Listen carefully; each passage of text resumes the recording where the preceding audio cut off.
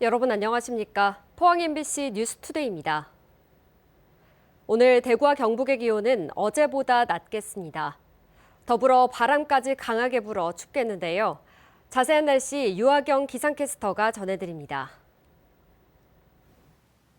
영하권 추위에 찬바람의 기세까지 매섭습니다. 오늘 대부분 지역에서 어제보다 기온이 내려가 춥겠는데요. 더불어 대구와 경북에는 오늘까지 바람도 매우 강하게 불겠습니다.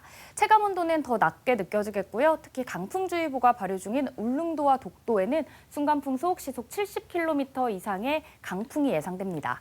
한편 경북 동해안과 경북 북동산지에는 여전히 건조주의보가 이어지며 대기의 건조함도 심하겠습니다.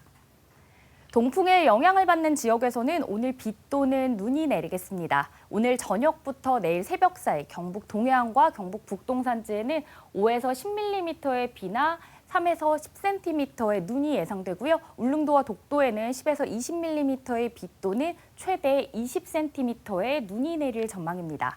특히 대설주의보가 발효 중인 울릉도와 독도에는 시간당 3cm 내외의 강하고 무거운 눈이 내릴 가능성이 있어 유의하시기 바랍니다.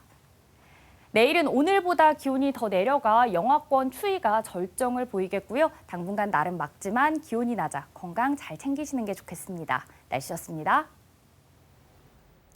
대통령 탄핵 국면 속에 양곡관리법을 비롯한 쟁점 법안의 제2요구권 행사 시한이 오는 21일로 다가왔습니다. 국민의힘은 한덕수 대통령 권한대행에게 거부권을 행사할 것을 요구하고 있는데 반해 민주당은 내란 공범 혐의자의 거부권 행사가 웬 말이냐며 강하게 맞서고 있습니다. 김건혁 기자입니다. 야당의 주도로 국회를 통과한 양곡관리법을 비롯한 농업4법과 국회법, 국회 증언감정법 등 쟁점 법안 6개에 대한 정부의 거부권 행사 시한이 오는 21일로 다가왔습니다.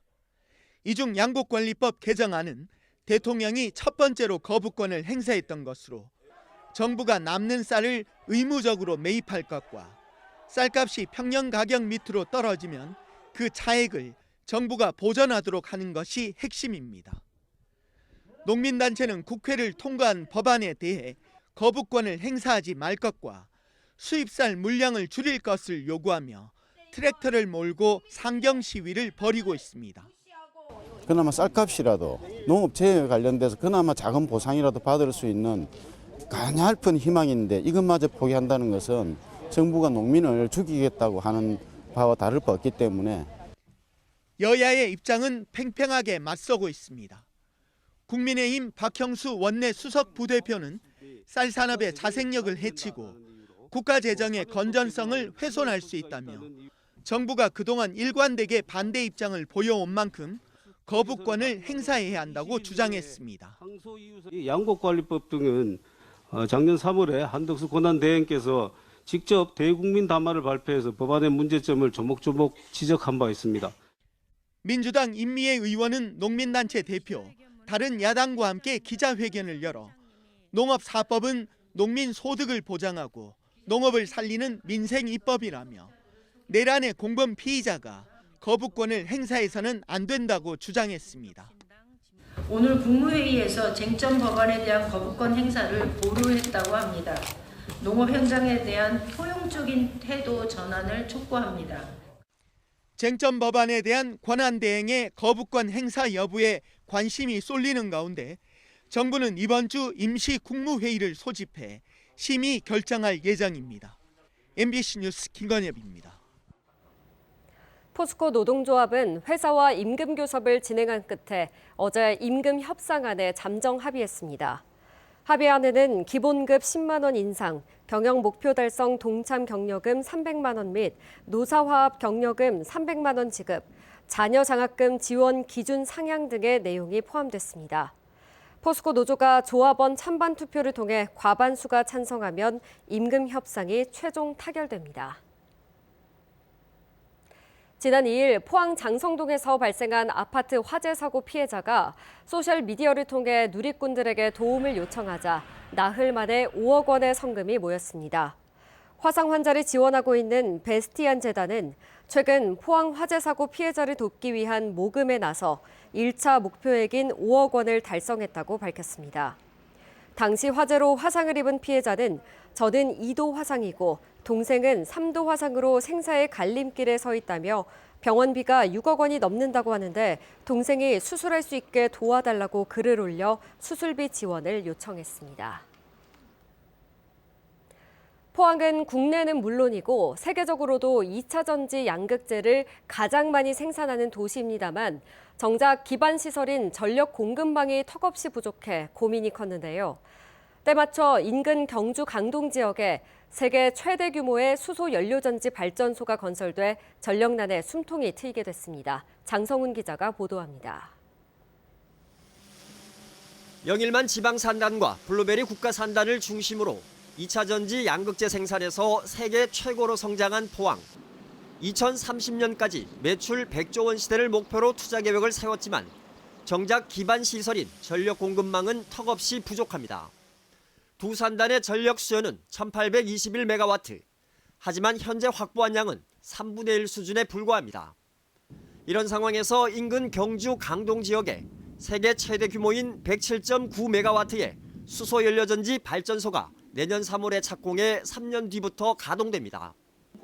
27만 가구에 전기를 1년 동안 공급할 수 있는 민간 합작 사업으로 인접한 영일만과 블루베리 산단에 전력을 안정적으로 공급할 수 있게 된 겁니다. 전기로에서 600에서 1000도까지 다 구워야 되는 상황이 되겠습니다. 이때 엄청난 전력이 소요가 되고 있고 이런 상황에서 강동에 수소 연료전지 발전소를 세운다는 건 블루밸리하고 아주 가깝게 있기 때문에 수소 연료전지 발전소는 천연가스의 수소와 공기 중 산소를 반응시켜 전기와 열을 생산하는 친환경 에너지원으로 이번 사업은 지역 분산 발전이라는 정부 에너지 시책과도 맞아떨어집니다. 이산화탄소 배출이 되지 않는 장점이 있습니다. 그래서 친환경 발전소라고 할 수 있고요. 정부 정책이 분산 발전이고 그 지역에서 발전하는 전기는 인근에서 사용하도록 장려하고 있습니다. 이번 사업은 당초 투자 위축으로 추진에 어려움을 겪었지만 최근 정부의 지역 활성화 투자 펀드 사업에 선정되면서 급물살을 타게 됐고 총 사업비는 7천억 원이 넘습니다. 이런 기업들이 계속 늘어나서 대한민국은 이제 나라 돈만으로 하는 게 아니고 민자를 펀드를 만들어서 하는 이런 제도로 경상북도는 투자를 많이 늘려가겠다. 한편 포항은 지난해 수소연료전지 발전 클러스터로 지정되면서 올 초 블루벨리 국가산단에 20메가와트급 발전소를 준공하는 등 수소연료전지 발전의 중심으로 자리매김하고 있습니다. MBC 뉴스 장성훈입니다. 포항해양경찰서는 고객 예치금 9억 9천만 원을 빼돌린 혐의로 40대 수협 직원을 검거했습니다. 이 직원은 포항 모 수협 금융지점에서 창구 업무를 담당하면서 최근 5년간 전산을 조작해 고객 돈 6억여 원을 빼돌리고 장기간 사용하지 않은 고객의 수표와 계좌에서 3억 8천만 원을 가로챈 혐의입니다. 경찰 조사 결과 이 직원은 수시로 돈을 빼돌렸다가 부분 변제하는 방식으로 범행을 숨겨왔으며 빼돌린 돈 대부분은 카드값 등 생활비로 사용한 것으로 드러났습니다. 포항의 대표 관광 명소인 스페이스워크 체험 인원이 300만 명 돌파를 눈앞에 두고 있습니다. 스페이스워크는 국내 최대 규모의 체험형 조형물로 하늘을 걷는 듯한 색다른 느낌을 선사해 인생샷 명소로 입소문을 타면서 포항의 랜드마크로 자리 잡았습니다. 지난 2021년 11월 개장한 환호공원 스페이스워크는 2022년 10월 방문객 100만 명에 이어 지난해 10월 200만 명을 돌파했습니다. 이번 수능이 지난해보다 많이 쉽게 출제되면서 최상위권의 경우 동점자가 속출해 정시 모집에서 치열한 눈치 싸움이 예상됩니다. 반면 재학생들은 수능 성적이 그리 좋지 않아 이른바 N수생의 초강세도 전망되는데요. 앞으로 수험생들이 정시 대비 전략을 어떻게 세워야 할지 알아봤습니다. 보도에 신병철 기자입니다. 대구시 수성구의 한 고등학교 3학년 교실입니다. 수능 시험을 쳤던 학생들이 선생님으로부터 성적표를 전달받고 있습니다. 올해 수능이 작년보다 많이 쉽게 출제됐지만 대부분 표정이 밝아 보이지 않습니다. 재학생이다 보니까 그런 수능 경험이 없는 것도 조금 그렇게 작용을 해서 수능이라는 게 좀 모의고사랑 다르게 되게 긴장감도 심하고 되게 정신이 없었다라고. 올해도 이른바 킬러 문항이 출제되지 않았고 작년보다 쉽게 출제되면서 표준 점수 최고점은 국어 11점, 수학 8점이 떨어졌습니다. 절대평가인 영어의 1등급 비중도 6.22%로 지난해 4.71%보다 올랐습니다. 하지만 탐구 영역이 비교적 어렵게 출제돼 변수로 작용하고 있습니다. 사회탐구 쪽에서 특히나 평소에 접해보지 못한 신유형이 많이 나오게 되어서 친구들이 다들 까다로워했던 것 같습니다. 다른 해보다 올해는 재학생의 수능 성적이 이른바 N수생보다 저조한 것으로 나타나 N수생의 초강세가 예상됩니다. 상대적으로 모의평가라든지 수학능력 시험에 대비할 수 있는 기회가 다소 적었기 때문에 조금은 힘들었고 킬러 문항이 배제는 되었다고 하지만 우리가 소위 말하는 준킬러 문항이 상대적으로 까다롭게 나왔기 때문에 최상위권의 경우 동점자도 속출해 의대 지원자는 만점을 받아도 불합격할 수 있다는 전망이 나오는 등 치열한 경쟁이 예상됩니다. 이 때문에 대학별 반영 비율과 동점자 처리 규정까지도 면밀히 살펴보고 본인에게 유리한 대학을 선택해야 할 필요가 있습니다. 대학별 수능 영역 반영 비율, 가산점 등에 따라 유불리가 달라질 것으로 보이며 최상위권 의대를 비롯해 중상위권까지 정시 모집에서 치열한 눈치 작전이 불가피할 것으로 전망됩니다. 2025학년도 대학 정시 모집 원서 접수는 오는 31일부터 내년 1월 3일까지 진행됩니다. 정시 모집 전형 기간은 내년 1월 7일부터 2월 4일이며 각 대학은 내년 2월 7일까지 정시 모집 합격자를 발표합니다. MBC 뉴스 신명철입니다. 식품 산업의 기술을 접목한 푸드테크가 포항의 신성장 산업으로 떠오르고 있습니다. 과학기술 도시 포항의 우수한 인프라를 활용해 조리를 척척해내는 로봇 개발부터 창업, 해외 시장 진출을 지원하는 생태계가 포항에 구축되고 있습니다. 김기영 기자입니다. 튀김 로봇, 신기하게만 여길 게 아닙니다. 사람의 손동작을 따라 관절이 부드럽게 작동하면서 중국 요리 도구인 웍을 자연스럽게 다룹니다.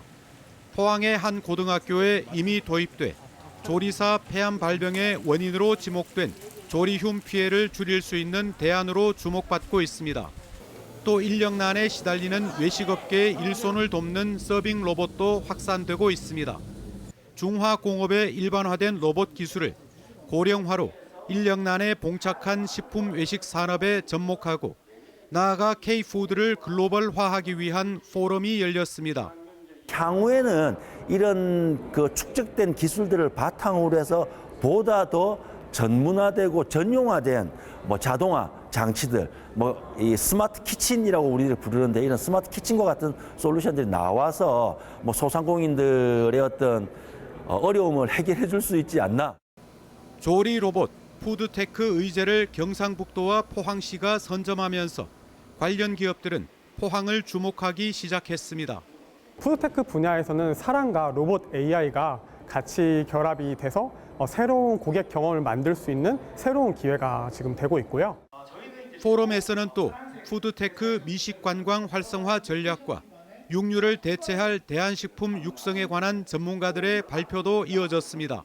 포스텍의 푸드테크 학과도 만들었고 또 연구지원센터도 지금 건설 중에 있고 관련된 푸드테크 산업협의회도 발족해 있기 때문에 우리 시에서 푸드테크 산업을 적극적으로 육성함으로 해서 우리 시의 새로운 신성장 동력이 됩니다. 기후 위기로 미래 식품 산업 개발의 필요성이 높아지고 외식 산업 인력난 해소를 위한 식품 로봇과 AI 기술 접목이 빨라지고 있습니다. MBC 뉴스 김기영입니다. 경주시가 환경부에서 주관하는 도시생태축 복원 사업에 최종 선정돼 국비 등 87억 원을 확보했습니다. 시는 흙무로 개설로 훼손된 석장동 3만 3천여 제곱미터에 오는 2027년까지 야생동물 서식처와 습지 등을 복원하고 생태학습 교육장을 조성합니다. 환경부 도시생태축 복원 사업은 도시 개발과 확장으로 훼손된 지역 생태계를 복원하는 사업입니다. 농림축산식품부가 주관하는 2025년 농촌 크리에이투어 지원 공모 사업에 포항과 안동, 의성 등 경북 3개 시군이 최종 선정됐습니다.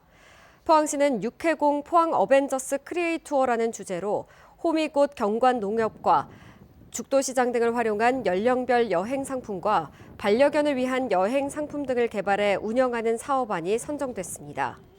농촌 크리에이투어 지원 사업은 농촌체험 휴양마을협의회와 여행 전문가, 농가 맛집 등이 참여해 농촌 관광 상품을 개발하는 사업으로 전국에 20곳이 선정돼 한 곳당 2억 5천만 원씩 지원됩니다. 희망 2025 나눔 캠페인의 이웃돕기 성금을 보내주신 분들입니다. 영덕군 강구면 김용출 100만 원, 영덕군 강구면 소월리 마을회 30만 원, 경주시 현곡면 소연길 임대식 30만 원, 영덕군 축산면 상원리 마을회 30만 원, 영덕군 영해면 대이리 마을회 20만 원, 영덕군 남정면 남정리 마을회 20만 원, 울릉군 서면 남양상회 10만 원, 울릉군 천부 이리 마을회 10만 원, 영덕군 달산면 옥산 3리 이장 노진회 10만 원, 영덕군 달산면 옥산 2리 경로회 10만 원, 영덕군 지품면 신안리 부녀회 10만 원, 영덕군 남정면 세정호프 장순이 10만 원, 영덕군 남정면 남정리 노인회 10만 원, 영덕군 남정면 풍물패 부단장 송선철 10만 원, 영덕군 남정면 쟁암리 경로회 10만 원, 영덕군 축산면 상원리 황토모기 노인회 10만 원, 영덕군 축산면 도곡 1리 대덕사 10만 원, 영덕군 강구면 조만수 10만 원, 영덕군 강구면 소월리 이장 신병윤 10만 원, 영덕군 강구면 강구 1리 경로회 10만 원, 성금을 보내주신 분들께 감사드립니다.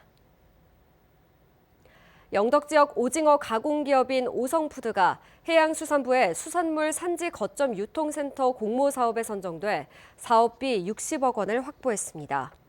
오성푸드는 영덕 로하스 농공단지에 냉동 냉장시설과 가공 포장시설을 갖춘 수산물 산지 거점 유통센터를 건립할 예정입니다.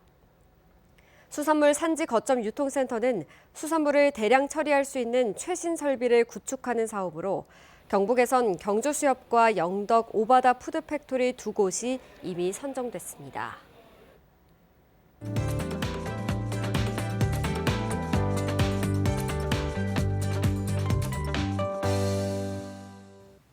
영하권 추위에 찬바람의 기세까지 매섭습니다. 오늘 대부분 지역에서 어제보다 기온이 내려가 춥겠는데요. 더불어 대구와 경북에는 오늘까지 바람도 매우 강하게 불어 체감온도는 더 낮게 느껴지겠습니다. 특히 강풍주의보가 발효 중인 울릉도와 독도에는 순간풍속 시속 70km 내외 강풍이 예상되고요. 경북 북동산지와 경북 동해안에는 여전히 건조주의보가 이어지며 대기의 건조함도 심하겠습니다.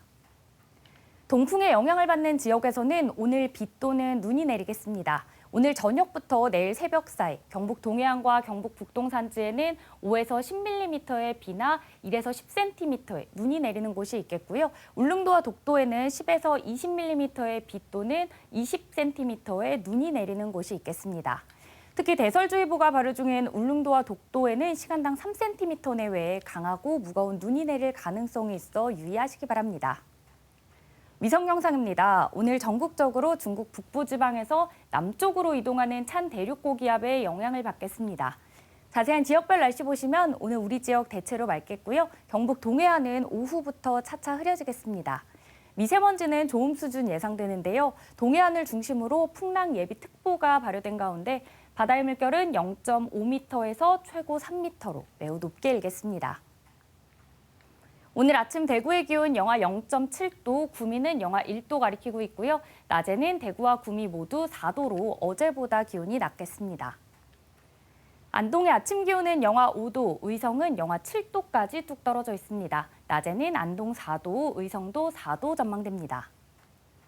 포항의 아침 기온은 영하 0.1도, 경주는 영하 1도로 출발해 낮에는 포항 5도, 경주는 4도 예상됩니다.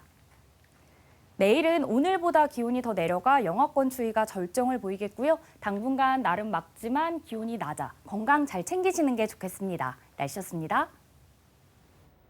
이상으로 포항 MBC 뉴스투데이 마칩니다. 시청해주신 여러분 고맙습니다.